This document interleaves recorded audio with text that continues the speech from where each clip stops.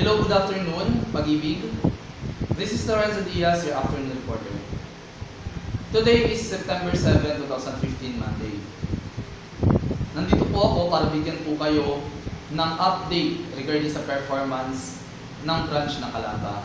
So may kita po ninyo sa gawing kanan ko ay ang chart na ginawa ng grupo namin para makita namin kung nasaan na yung buong grupo. So makikita ninyo dito sa kaliwa ay ang July 2 endorsement, which is sobrang pangit ng performance.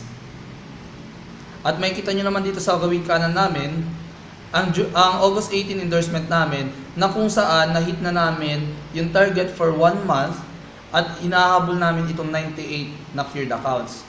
So ang target namin dito, ma-hit namin tong 98 na to before mag-September 18. Okay, so sa ngayon nagkaroon ng grupo namin na mas tutukan pa itong July 2 endorsement namin dahil kung makikita ninyo malapit na siyang ma-pull out at nakikita ninyo rito na sobrang laki pa ng without pay namin at napakababa nung curing namin. So yun lamang po mga kaibigan. This is Lorenzo Diaz, your afternoon reporter. Bye!